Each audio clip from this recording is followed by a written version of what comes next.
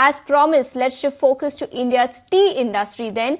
India's tea exports hit a decade high of 255 million kg in calendar year 2024, implying a jump of about 10% on a year-on-year basis.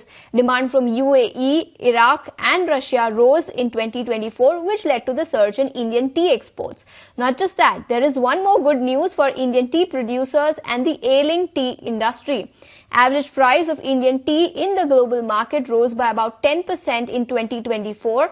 And to discuss this in greater detail, we now have Mr. Arijit Raha, Secretary General of Indian Tea Association, now joining us. Mr. Raha, thank you so much for taking your time out, joining us here on ET Now.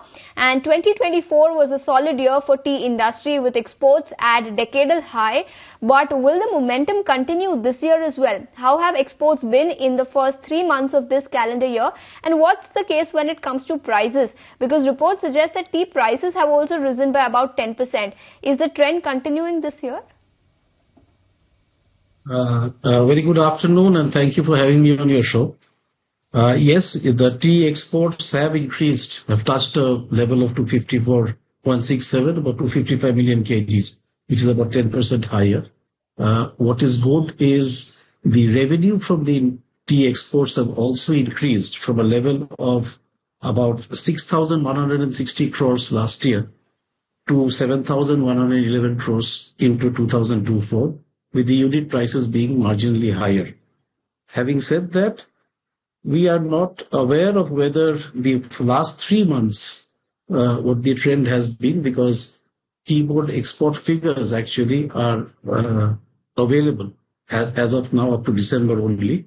But we are hopeful that the trend will continue.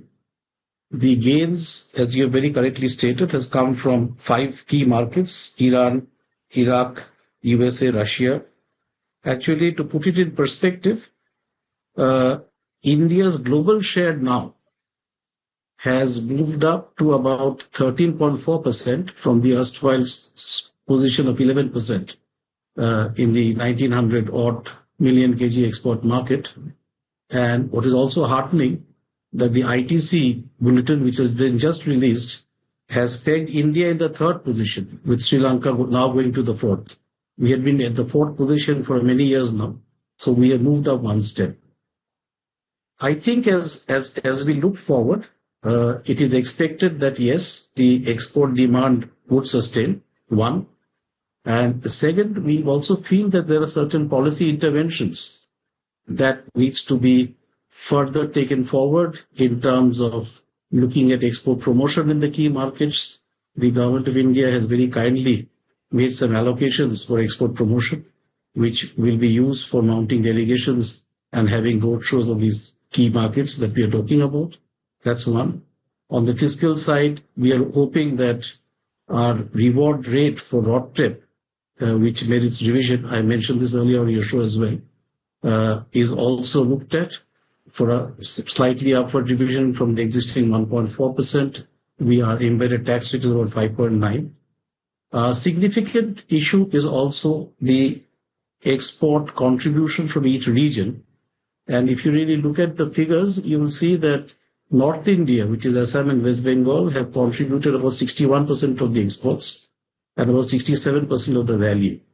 Now, Assam exports orthodox tea and CTC both, and these are evacuated from a container depot, the ICD Amingaon in Guwahati, which is used for transportation of the export consignments to Haldia port and then on the sea route. Now, the inland transportation costs are quite high, and there is a case for looking at a revision of the cost assistance schemes that are in place, apart from revamping the infrastructure. As a long-term perspective, while we are still on policy, may I just mention that it would be good to have a north-west corridor, freight corridor, which would carry Indian goods from the eastern India, and it would align with the ACTIS policy, to the western ports of Bombay and Orissa. This would cut down the inland transportation cost, which in India is higher as compared to our competitors.